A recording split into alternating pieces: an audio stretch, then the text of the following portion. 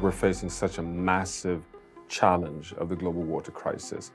Water is a driver of change in terms of fundamentally impacting on extreme events, droughts, floods, heat waves related to water scarcity, all forms of challenges that we're seeing in the world on abrupt extreme events are water related. So this project has some really game-changing world thinkers. As an economist, I'm very interested in thinking about how the design of our policies have been part of the problem in terms of how we actually theorize and think about the economy.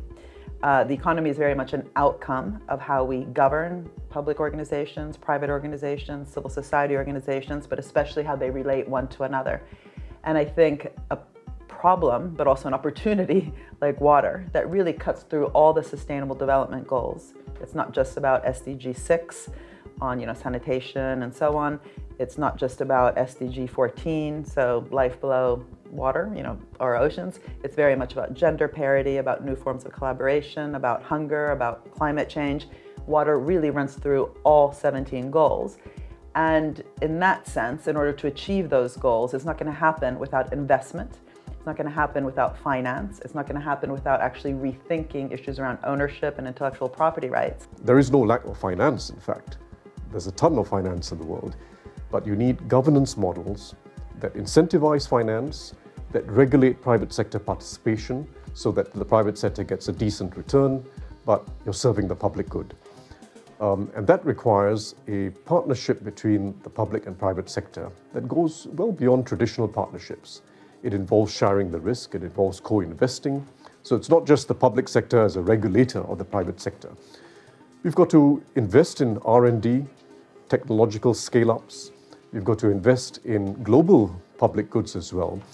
And the key is this: when countries contribute internationally to improving a capacity somewhere else in the world for water security or climate security or health security, it's not about aid.